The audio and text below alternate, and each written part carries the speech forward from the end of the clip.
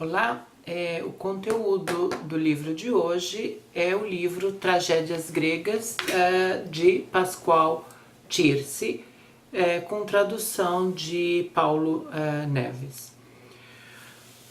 Bom, Pascoal Tirsi é um professor de literatura grega da Universidade de Brest e é um especialista em teatro antigo. É um livro que foi publicado aqui no Brasil em 2009. Muito bem, nesse livro o Pascoal Tirsi ele vai tratar, como diz o título, das tragédias gregas, né?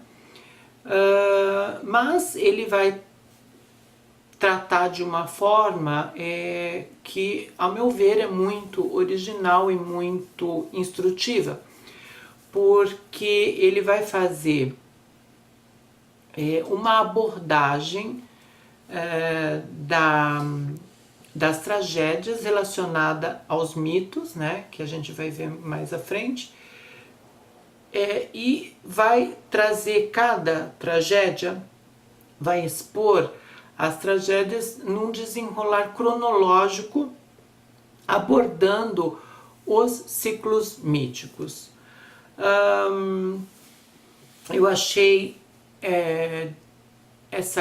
a forma como ele sistematizou as tragédias muito didática, porque normalmente a gente estuda ou lê as tragédias baseada nos autores, então a gente lê as tragédias de Ésquilo, depois Sófocles, depois Eurípides. Na verdade, ele sistematizou, ele deu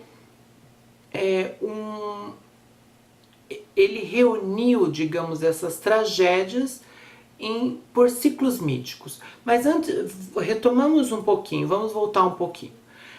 Bom, tragédias, né? O que chegou às nossas mãos foram apenas 30 tragédias de muitas, mais de 200 tragédias que existiram. Chegou hoje em dia, aos nossos tempos, apenas 30, né? Então, as tragédias, na verdade, elas têm um material e um conteúdo tão rico que a gente pode extrair das tragédias, por exemplo, um estudo, se pode fazer um estudo, por exemplo, dos cantos líricos, que seriam cantos líricos de luto. Você pode extrair do conteúdo das tragédias uma combinação de métrica e músicas, ou um ensinamento religioso, um ensinamento cívico. Você pode extrair um conteúdo, ou seja, você pode ver nas tragédias a manifestação da literatura, uns ritos de iniciação. Enfim, a tragédia oferece realmente um conteúdo muito rico, né? Até uma visão sociopolítica, desculpem, da tragédia vocês podem extrair. Bom, a gente sabe que as tragédias, e segundo o autor, vêm dos mitos gregos, né? Então, os autores, né, os tragediógrafos, eles tratam, em cada uma de suas tragédias, eles tratam o fundo mítico comum, né, que é a base das tragédias. Então, na verdade, o Pascoal, tendo como fundo essa questão que as tragédias tratam de um fundo mítico, né, tratam dos mitos gregos, que é a base das tragédias, ele vai abordar então os ciclos míticos através de um desenvolvimento cronológico de cada tragédia. Então, ele diz que o objetivo do livro, na verdade, é ser um guia cômodo, não específico, é um guia no qual a gente pode estudar, né, conhecer o contexto das tragédias. Então, depois dele ter dado um pouco dessa introdução, ele vai dizer que existe uma guerra, uma batalha, desculpem, em 480 a.C., que foi a Batalha de Salamina. E essa Batalha de Salamina, ela na verdade vai como ser um amálgama, como que vai unir os três grandes autores trágicos, né? Então essa batalha liga. Por quê?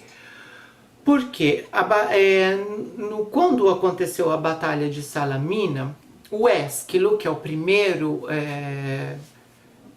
autor trágico, tinha 45 anos e ele participou, ele combateu na Batalha de Salamina. O Sófocles, que é o segundo autor trágico, era jovem e ele dirigiu o coro dos éfebos que celebravam a vitória da Batalha de Salamina. E diz a lenda que Eurípides, né, que seria o último, ele nasceu nessa ilha, né, em Salamina, no dia da batalha. Então, essa coisa um pouco mítica, né, de que essa guerra une esses três autores trágicos, ela também vai realçar, segundo o autor, todo o teatro grego, né? Porque todo o teatro vai dar esse realce, segundo o autor, dizendo que todo o teatro grego vai estar sob o signo da guerra, né?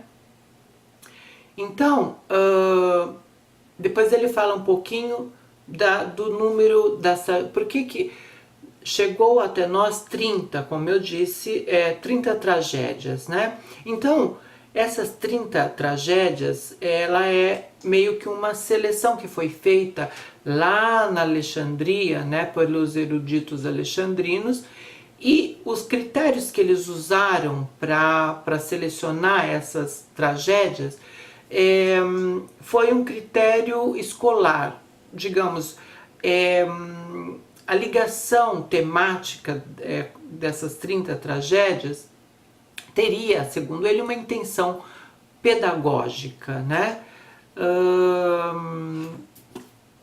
Uma intenção pedagógica meio que de comparação entre eles, que pudesse dar para os que estudavam nessas tragédias meios para fazer uma comparação entre elas. Então, é isso que chegou em nossas mãos hoje.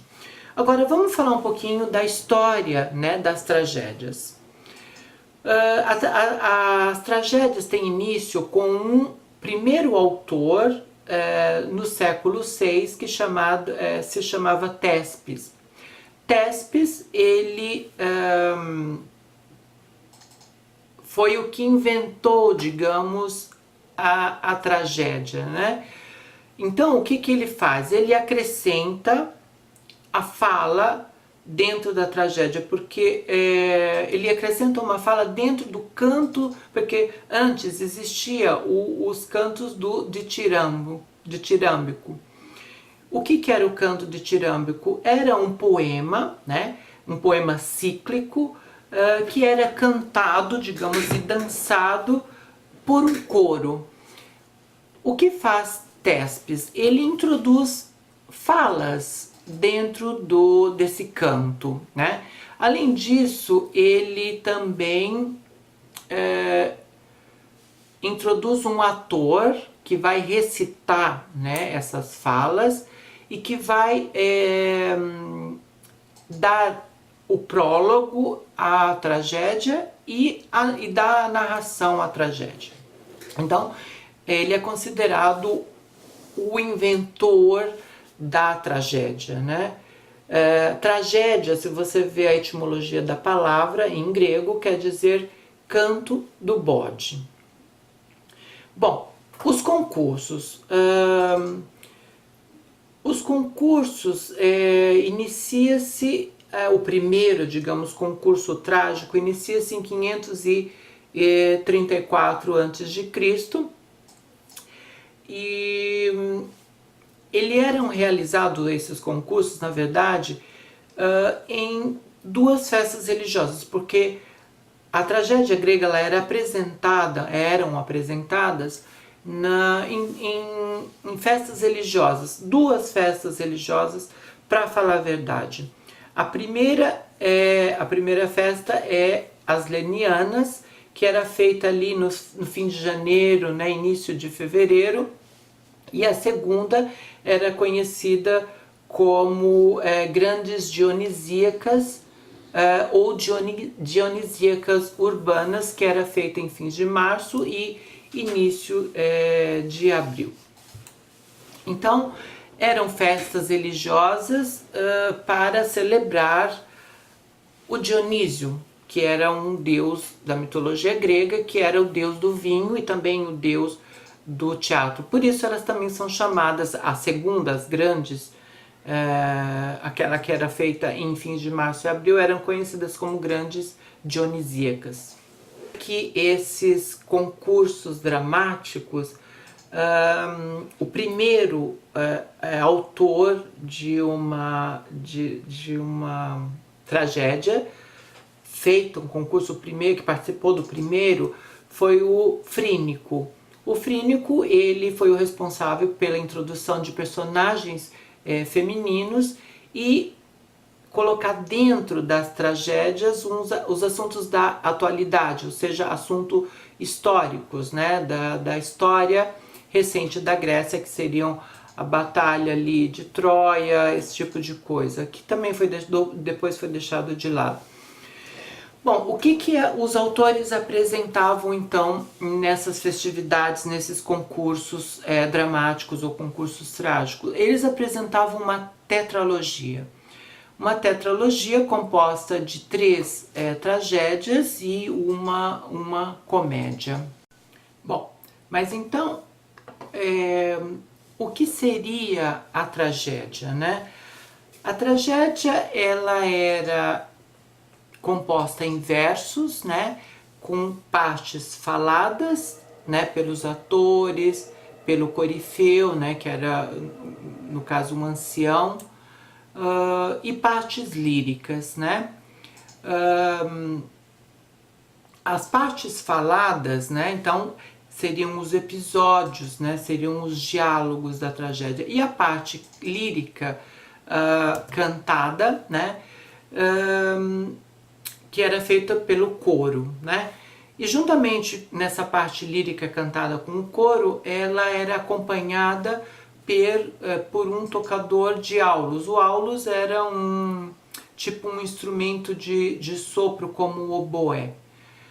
Também era acompanhada pela lira, pela cítara e pequenos tambores, né? E tinha um outro instrumento musical que parecia com a castanhola. E, além das partes faladas e das partes cantada, existia também a dança. Mas a dança, durante a apresentação da tragédia, ela era uma dança mais lenta, mais gestual, digamos assim. Vamos falar agora então dos poetas, né, dos 3 mais conhecidos. Primeiro, a gente sabe que tem Ésquilo. Ésquilo, ele nasce ali em 525 e morre em 456 a.C. Ele tinha, na época em que ele compunha, que era apresentado, uma imensa fama na Grécia.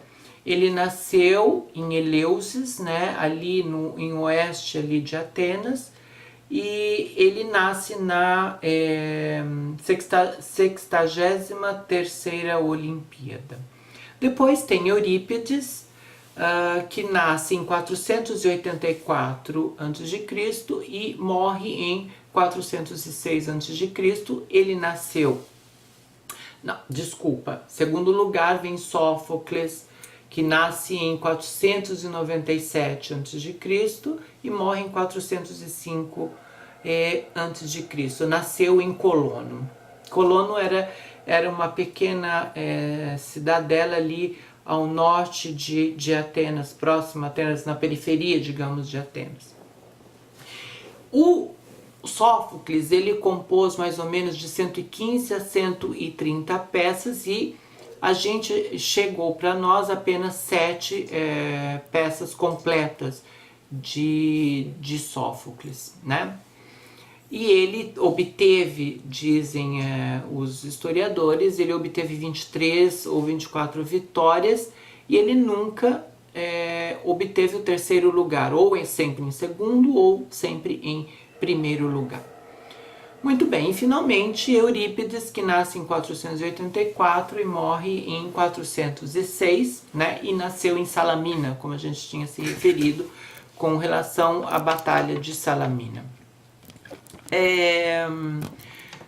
Com relação a Eurípides, as informações mais ou menos que a gente tem tirada muito dos satíricos, né, dos comediógrafos, né, principalmente nas Vespas, na comédia As Vespas. Bem, enfim, se sabe que ele quis ser atleta, mas não foi feliz, também quis ser pintor, né, fazer quadros e tal, não foi feliz, e ele teve lições filosóficas, né, tipo Anaxágoras, Protágoras, ele teve contato ali, e também com Sócrates, né, e isso vai dar esse gosto, digamos, pela retórica que vinha dos filósofos. Ele vai se refletir nas suas obras, nas suas tragédias. Bom, então, como eu disse, uma coisa boa desse livro que eu gostei muito foi essa questão do autor, ele como que agrupar as tragédias em ciclos míticos. Então, o Peirce, ele vai distinguir o ciclo tebano, que tem a ver com Tebas e a guerra de Tebas. Ele tem o ciclo de Heracles, né, ou Hércules, que tem a ver com a figura mitológica de Hércules. Existe o ciclo troiano, né, que tem que ver com a guerra de Troia. E ali mais no final do livro ele separa 3 ou 4 tragédias que não tem, que faz parte, digamos, de nenhum ciclo. Muito bem. O bom também do livro é que, além dele ele dá esse apanhado, então, do que seria a tragédia, umas informações básicas sobre os autores, né? E quando ele separa em vários ciclos, né, ciclo tebano, ciclo troiano, enfim, ele dá um pequeno resumo de cada tragédia, né, separando, por exemplo, com prólogo, com a estrutura básica de cada tragédia. Ele faz um resumo, por exemplo, o que tem no prólogo, o que tem em outras partes, enfim. Isso é muito didático e me valeu, eu acho que vale para quem lê o livro, como, digamos, um pequeno panorama das tragédias, e te faz, com essa sistematização que fez o autor, te faz compreender, digamos, nessa visão de conjunto, né, compreender onde está inserido cada uma, né. Por exemplo, o ciclo tebano, que tem a ver com a cidade de Tebas, ali nós temos as Bacantes, de Eurípides, tem o Édipo Rei, de Sófocles, tem os 7 contra Tebas, de Ésquilo, as Fenícias, de Eurípides, Édipo em Colono, né, de Sófocles, as Suplicantes, não, desculpa, Antígona, de Sófocles, e depois as Suplicantes de Eurípides. Então, Por que que ele reúne todas essas com relação ao ciclo tebano? Por exemplo, as Bacantes vai falar um pouco essa tragédia da dificuldade da introdução do culto de Dionísio, né? Então ali a gente vai ter o Penteu, o Semele. O Penteu é filho de Semele, né? E Semele é filha do rei Cadmo. E rei Cadmo era o rei de Tebas, né? Na origem. Então, tem relacionado com o ciclo tebano. Eu, na verdade, não vou descrever em específico as tragédias. O bom é a gente ler a tragédia, né? Então, depois que você ter esse pequeno resumo, seria muito interessante ler cada tragédia, porque é uma coisa, maravilhoso algumas tragédias. Eu gostei muito das tragédias de Eurípides, apesar de que, segundo Nietzsche, o Eurípides foi o que deu início ao fim da tragédia como tragédia, né, como estrutura da tragédia. Mas enfim, eu gostei mais dele. Então, por exemplo, as Bacantes, que tem a ver ali com a cidade de Tebas e com a introdução do culto de Dionísio, o Édipo, rei de Sófocles, né, que tem o Édipo, que é filho de Laio e não sabe que é filho de Laio. E Laio é filho, tem como descendente bem ancestral o Lábaco, que também é um rei de Tebas, é um das genealogias de Tebas, né? O Sete contra Tebas, o nome já diz, é a disputa de Eteocles, né? Que está dentro dos muros de Tebas, e o seu irmão. Por exemplo, na Eumênides de Ésquilo, seria depois da morte, né, do assassínio da mãe, seria não, desculpa, primeiro tem Orestes, né? Orestes do Eurípide é a condenação do Orestes por ter assassinado a mãe e o exílio. Já em Eumênides seria como se fosse uma continuação de Orestes, no qual, depois que eles assassinam, tem o julgamento de Orestes, que se passa lá em Delfos, né? E depois ele é levado para Atenas e ele está sempre perseguido pelas Eumênides, né? As Eumênides são aquelas entidades que julgam os assassínios em família, né? E ele, meio que perturbado por essas entidades, acaba indo para Atenas. Lá ele é julgado e é absorvido. As Eumênides, muito injuriadas, né? Depois de um diálogo com algumas divindades também, acabam aceitando com a recompensa de serem também divinizadas. Elas vão ser conhecidas depois, vai ter templos e tudo, vão ser conhecidas como aeuríneas, né? As entidades que perseguem aqueles que cometem um assassínio em família. E por final tem a Efigênia em Táurida. A Efigênia, né, da mitologia, para uma região que se chama Táurida, né? E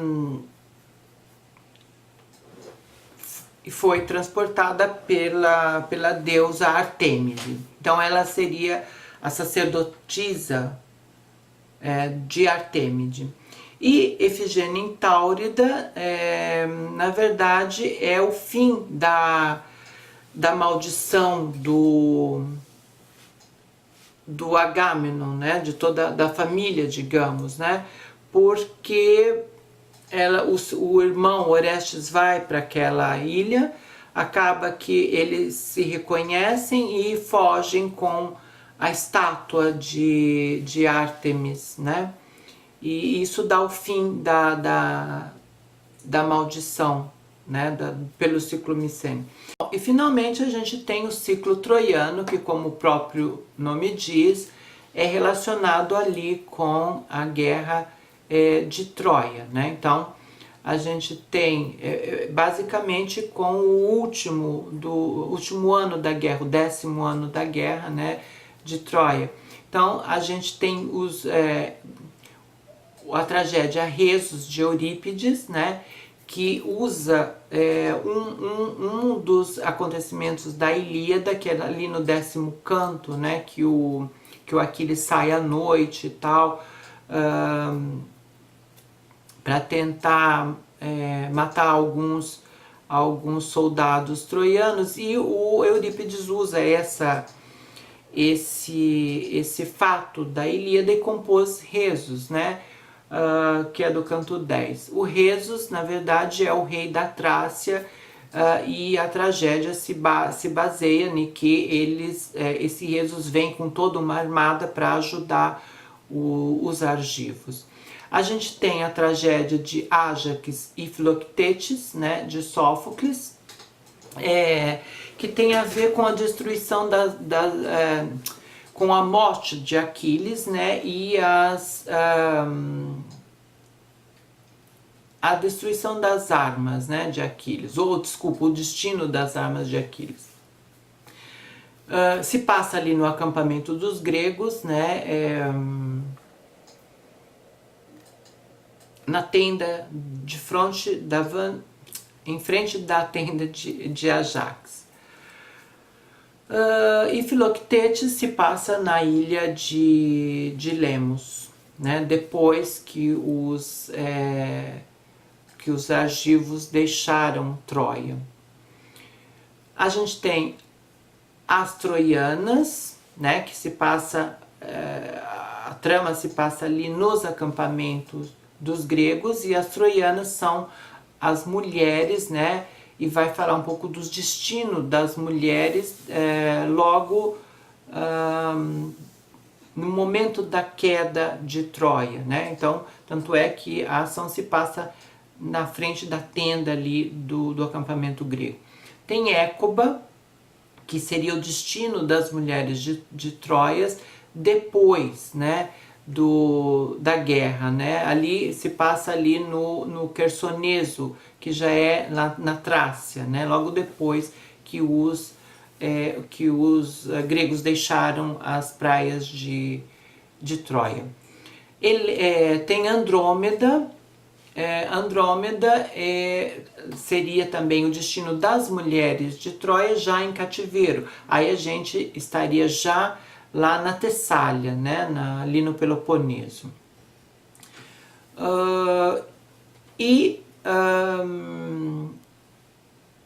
Andrômeda tem um caráter muito anti-espartano, por isso os especialistas dizem que estaria acontecendo já a guerra ali do Peloponeso, logo naquele período foi composta, por isso esse caráter anti-espartano de Andrômeda. E finalmente tem Helena, que não podia deixar de ser, porque toda a guerra de Troia foi provocada por Helena. E a tragédia Helena é como que uma desculpa. A Helena ali, ela é desculpada por ter fugido, né, com Paris. Bom, e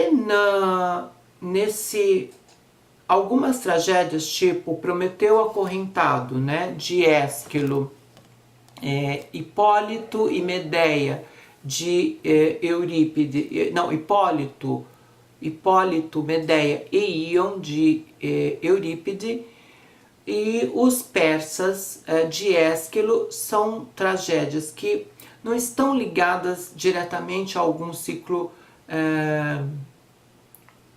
muito conhecido, mas são restos, digamos, de ciclos míticos e que eram muito utilizados no teatro no teatro grego.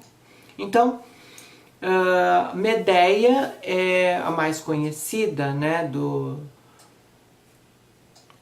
dessas, além do Prometeu Acorrentado, é claro, né, e que tem a ver com o mito dos argonautas, né, que o Jasão, por exemplo, recebeu ajuda de Medeia, só que abandona e casa com uma outra. Então essa tragédia é a vingança de Medeia, que assassina os filhos, os seus filhos, seus e de Jasão. Bom, para terminar, o livro tem uma conclusão, uma pequena conclusão, que fala um pouco da evolução da tragédia. Diz o autor que a evolução da tragédia grega ela não é contínua. Então, parece que há uma evolução, mas em certos momentos há uma involução. Por exemplo, existem tragédias logo no início do período da tragédia que parece muito moderno, no geral. E uma última tragédia, por exemplo, já do final, tem a estrutura já da tragédia arcaica. Então, ele pega, por exemplo, o coro para mostrar o quanto varia essa evolução da tragédia. O coro, por exemplo, ele faz um caminho inverso de evolução, porque inicia com Ésquilo, o coro, ele é em primeiro plano, né? Então ele é o veículo da ação. Ele é que dá ação, o coro, à tragédia. Já em Sófocles, que a gente está ali no apogeu, né, de Atenas, o coro passa a ser que há um equilíbrio, tanto é que o Aristóteles toma o Sófocles como o equilíbrio dentro da estrutura de uma tragédia, é o exemplo de tragédia, né? Então o coro ali já para o Sófocles, ele já é um personagem, né? É um personagem distinto como os outros. Vede que ele perdeu então a sua força. E finalmente em Eurípides, em Eurípides a gente tem lá, falando um pouco da história, né?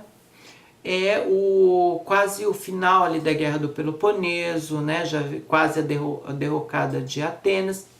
Então, o coro em Eurípides, ele é apenas uma testemunha, né? O coro vai exprimir os temores, né? Uma compaixão pelo destino do herói. Então, ele já não é mais nem um personagem e ele não comanda mais a ação. Ele é apenas uma testemunha da tragédia. Então, ele dá voz, por exemplo, para exprimir temores, compaixão. E assim termina o livro Tragédias Gregas. Então, quando eu li, eu achei prático, no sentido de ele foi a primeira vez, na verdade, que eu tive contato.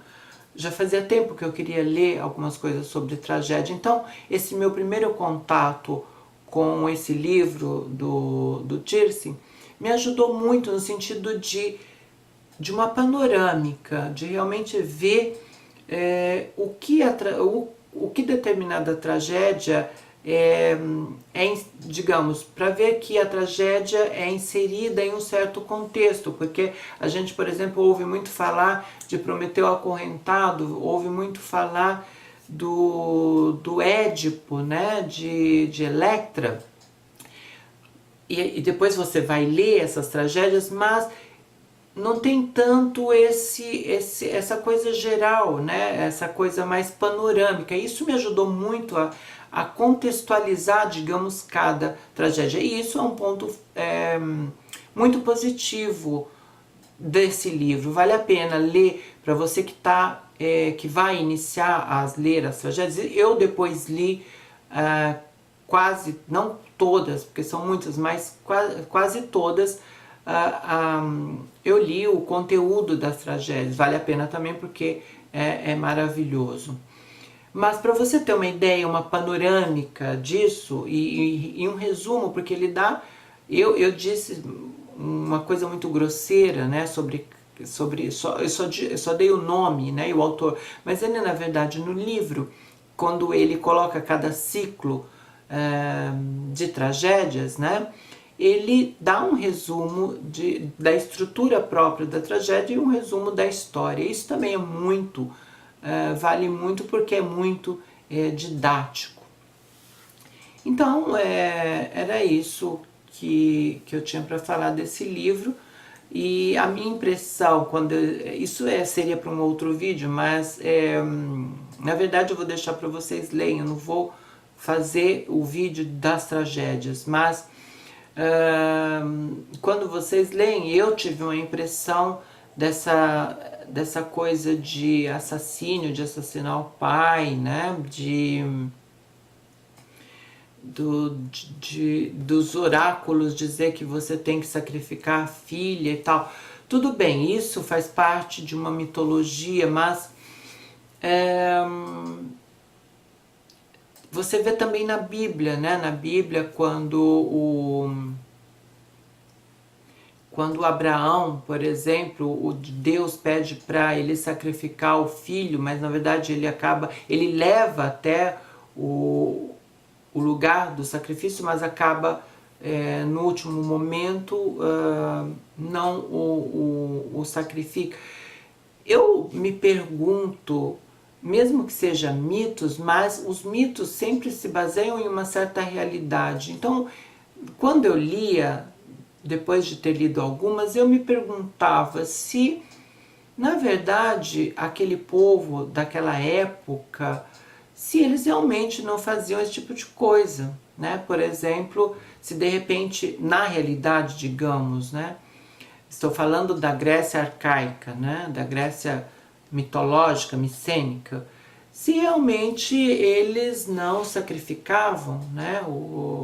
Se por acaso algum oráculo realmente dissesse que para você sair de uma certa situação você devia sacrificar um seu familiar. Se eles realmente não faziam, fiquei essa dúvida na cabeça durante toda essa leitura, porque é muito trágico, né? É muito... Ou seja, esse tipo de coisa perpassa por toda a tragédia. Eu sei que faz parte da história para ser trágica, mas eu acho que tem a ver com um pezinho ali na realidade daquele mundo, né, que ficou ali para trás mais de 3 mil anos. Bom, vale a pena ler e vale a pena iniciar com este livro. Obrigada.